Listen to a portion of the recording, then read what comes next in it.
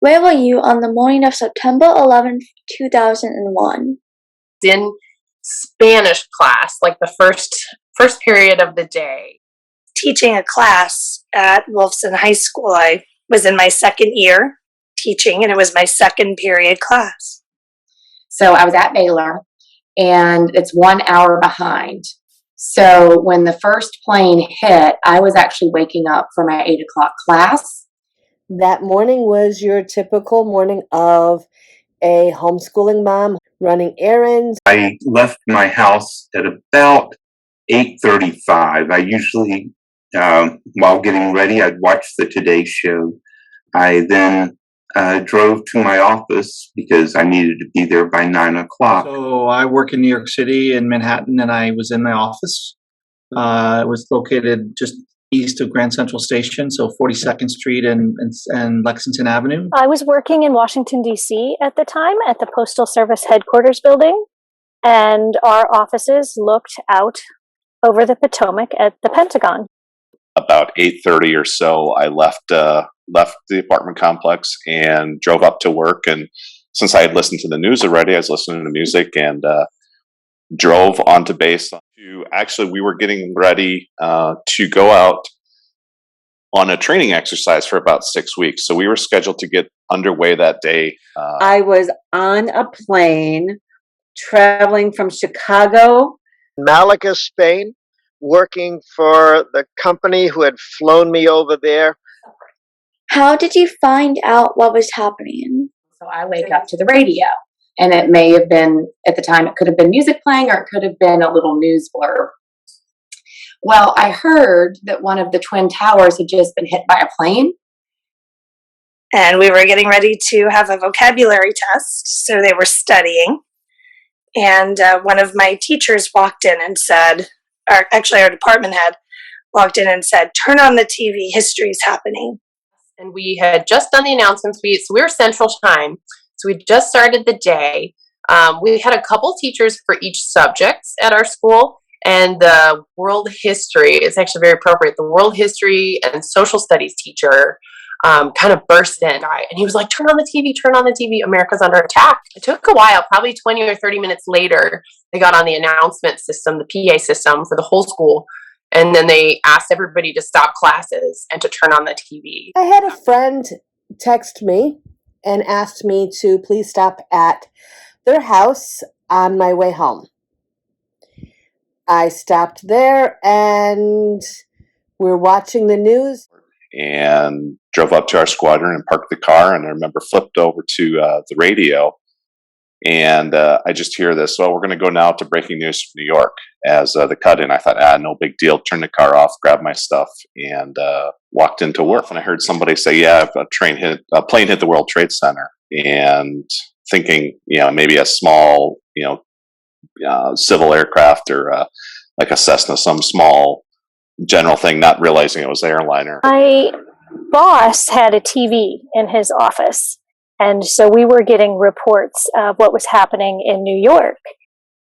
And my phone rang in the office, and it was a friend that called and asked if I was doing okay.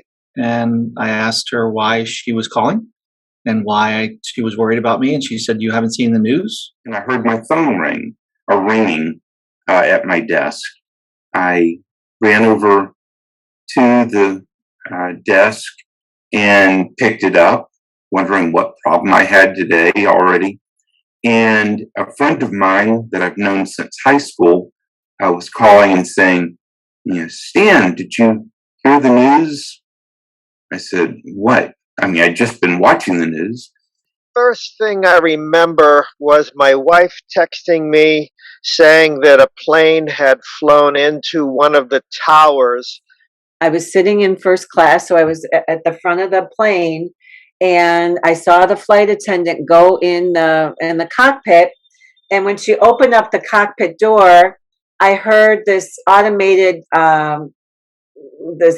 thing going, "Emergency code Q, emergency code Q." And when we landed, they pulled the plane away from the airport, and they told us, the pilot said, "Folks, we have an issue of national security.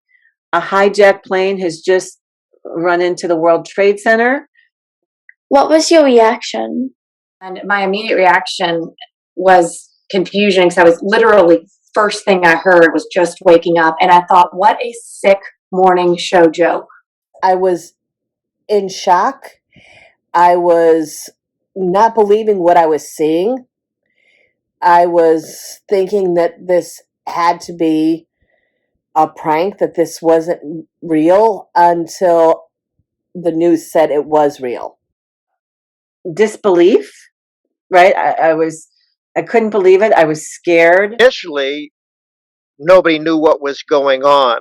But as things progressed, I was pretty upset inside. It seemed like something impossible was actually happening back in the States. Shock, anger, disbelief, and whole lot of uncertainty because we didn't know what was going on. We heard that the base was getting locked down within Media coverage was nonstop. It was 24/7, and so you really could feel like you were invested in it, and you almost felt like you were there, especially for kids. And it was horrific. The Spanish teacher just sat back down at her desk and started grading papers. And I remember at the time looking to her because we all just kind of needed some sort of guidance, right? And I'm sure that in the social studies class, they were probably talking about things in a lot more detail, and in some of the classes, maybe not, because the information was new. But I remember just being desperate for information, like what's going on? What does this mean? And we could tell it was significant, and I think most of the class was pretty scared. But she just kind of retreated a little bit. And now as an adult, maybe she didn't know how to handle it. We were in a federal building back then, downtown in Jacksonville. So anything, like that makes, us concerned. First, everyone was really just very shocked and surprised. And it was like watching a movie because nobody had seen live footage like that before. We were watching it happen. Most of my students didn't know what the towers were.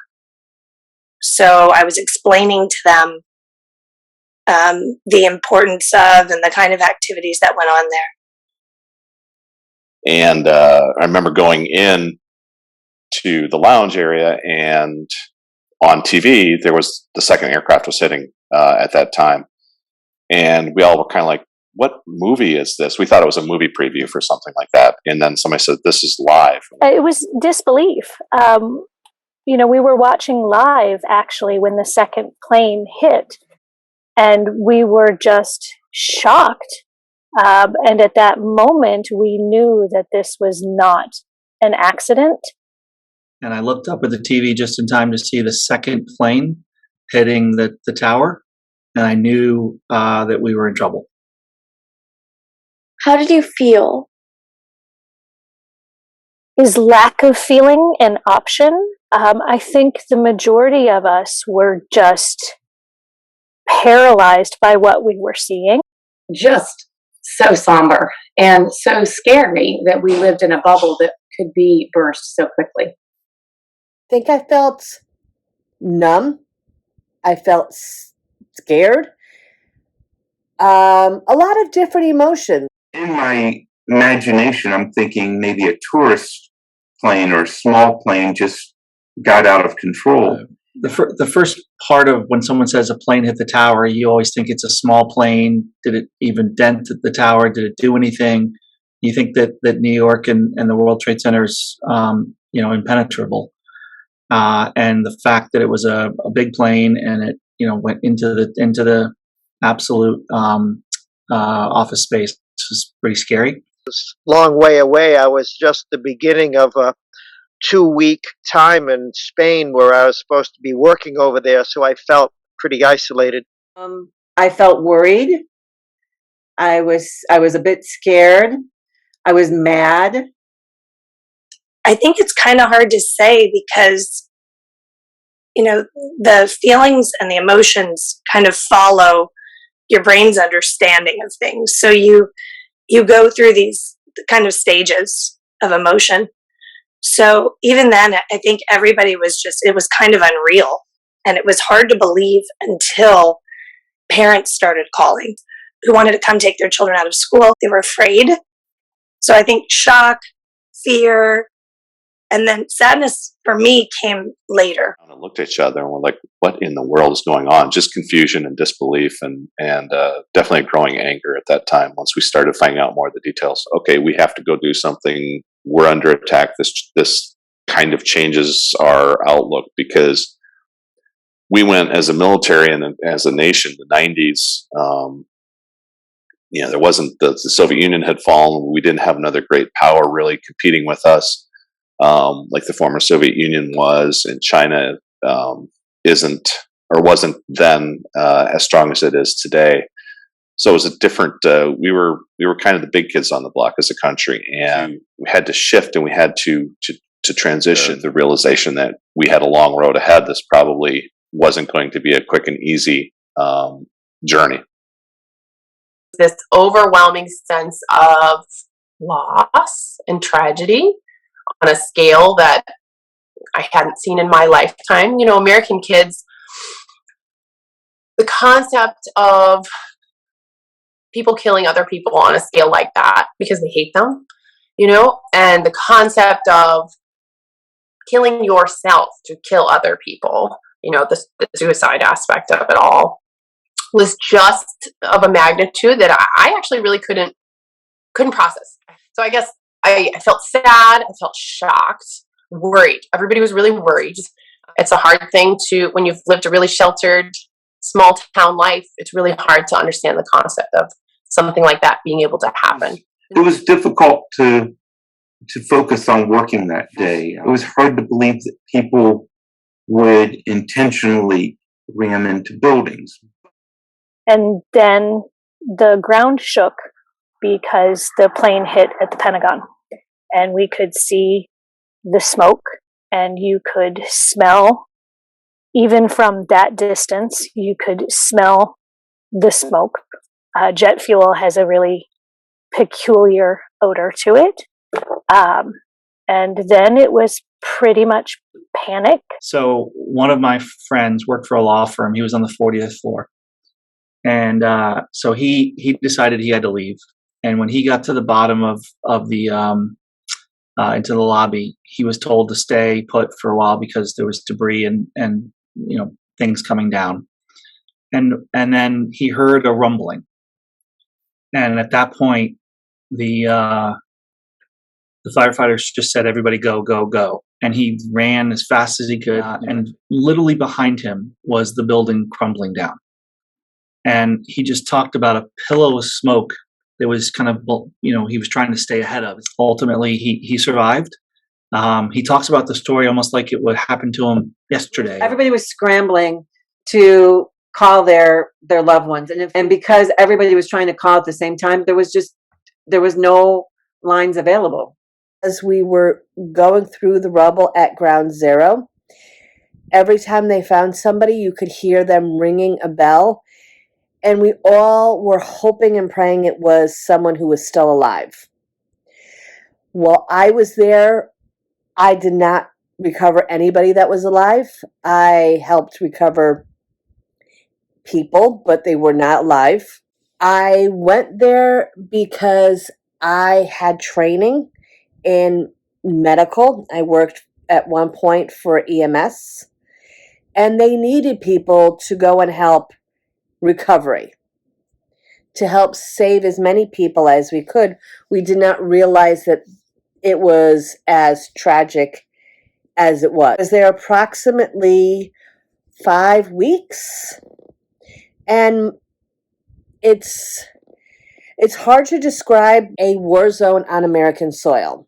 There was nothing we could do. All we could do is find as many people as we could to bring closure to those who were waiting for their family. We found a lot of pictures, and some of us tried to put them aside so people would have them. It was the saddest thing I've ever seen. and I've seen a lot of sad things. The whole thing, it was like it was the size of a football stadium and empty, and nothing but the wall and the fence around, and the dust on the ground, the dirt. And everything had been cleared away, and you were literally standing on nothing except, the wind would come in and it would swirl up this dirt, and I was wearing a white shirt, and it was covered in the dirt and ashes. I mean, the number of people buried there who they never, were able to find, their remains. It was kind of this, I knew I was just covered in like just dirt and the ashes of people who had died. And it was like,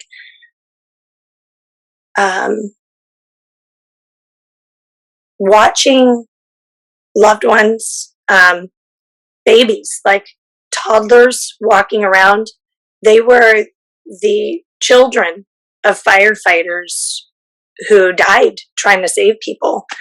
And they had their dads. I'm sorry. It still makes me a little emotional.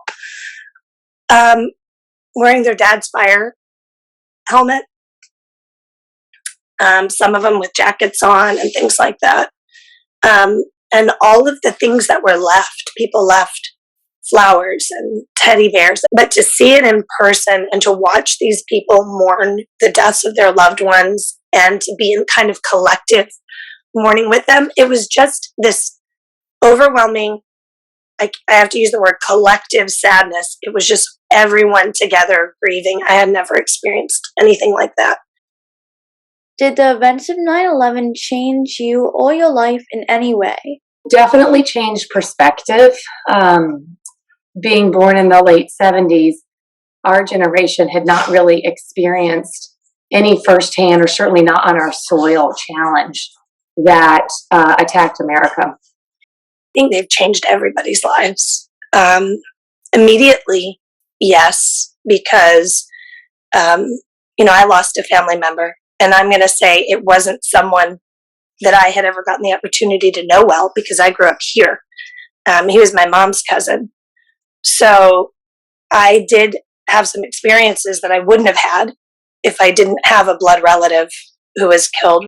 Also, the laws and our way of living have changed significantly since 9/11 because we passed the Privacy Act. So now, of course, things that the government wasn't allowed to do before, they are allowed to do now, such as surveil phone calls, changing, it changed airplane flight forever.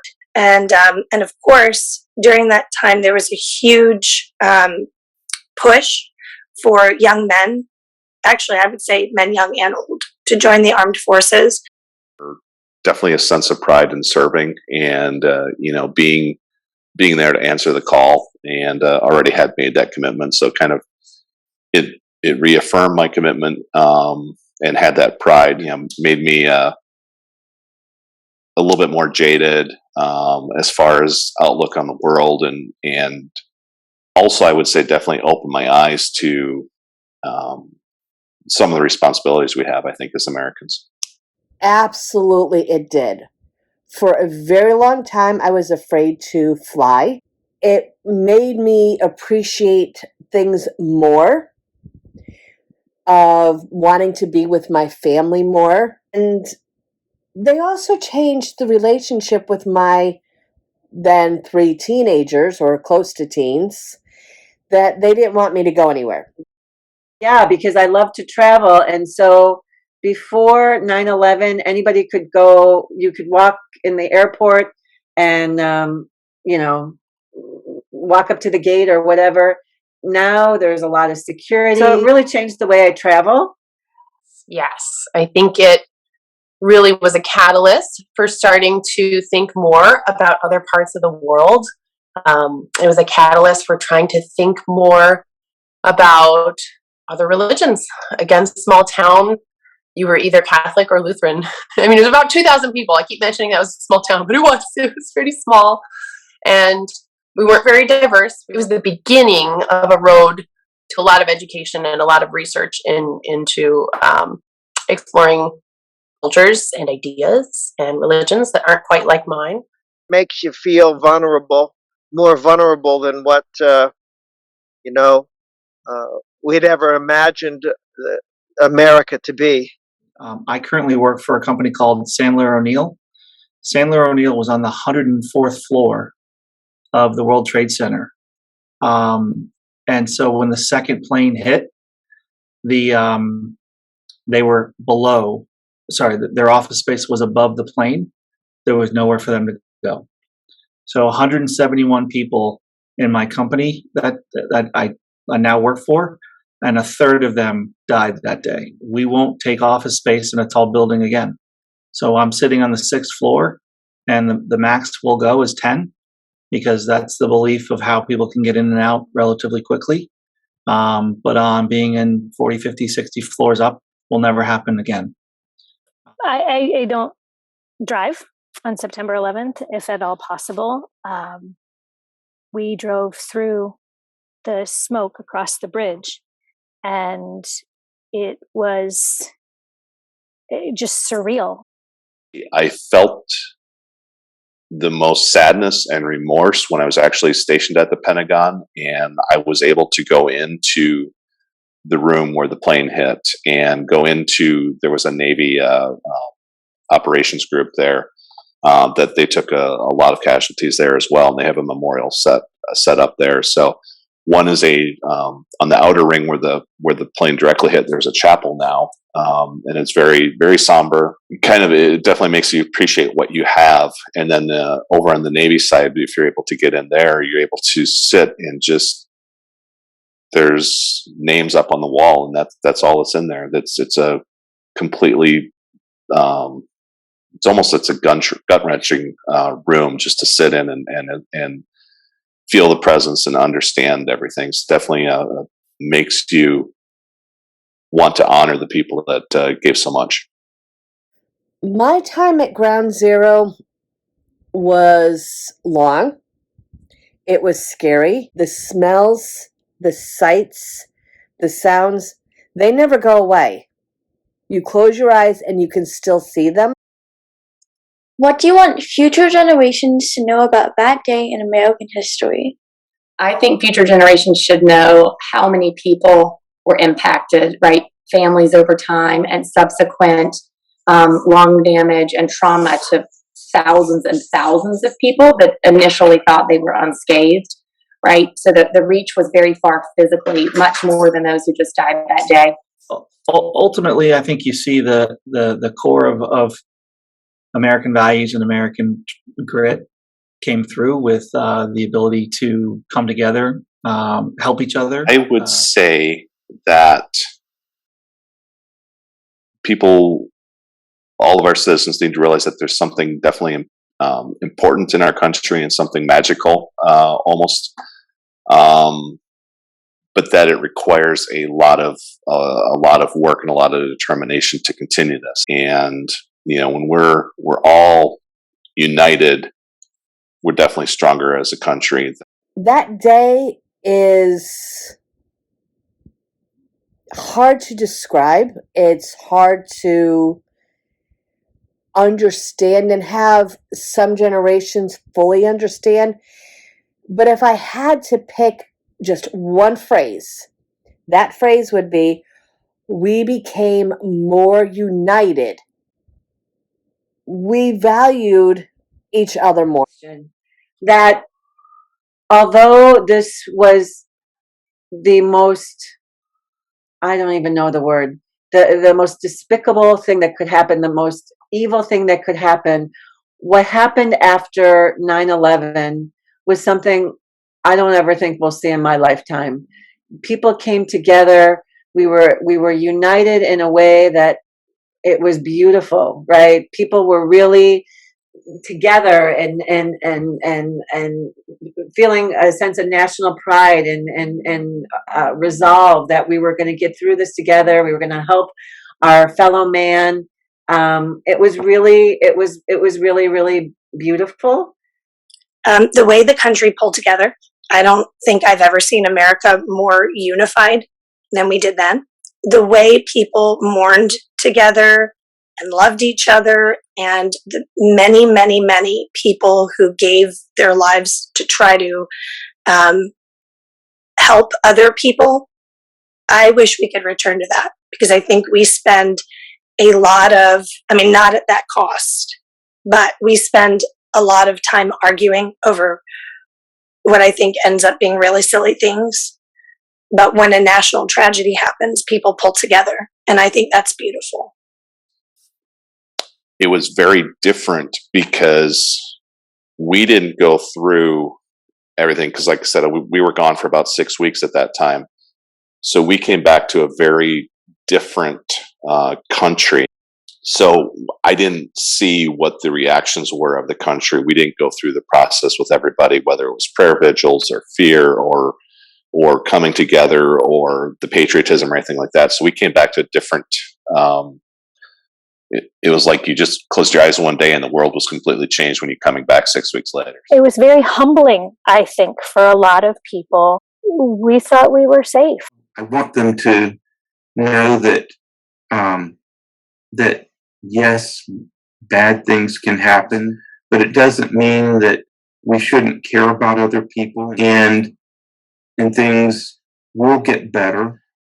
That we are not just defined by the atrocities that occur in our lives. That's, that although there is evil in the world, I think there's more good than evil. I think that future generations should truly understand how important it is to understand people around the world and different cultures, how they feel about America and why they feel that way about them. You may or may not be able to change their perspective, but to know other people, to know their culture, and to understand them better, I think would be easier to stay at peace. And so on my bedside table at night, I have a little ornament that you can hang on a Christmas tree or whatever. It's a little metal rendering of the Twin Towers, and just a reminder of what we went through, and how thankful I am that I wasn't more impacted. And I think that you doing this and other people paying attention and reminding everybody that this happened, and we shouldn't forget, and we need to honor the people that we lost, but also be stronger going forward. I think the important thing to know is that your lived experience isn't the only lived experience, and that there's a lot of pain. There can be a lot of pain that happens to people, and we don't always have any sort of logical explanations as to why. But it is important at the end of the day to try to keep love at the center of everything.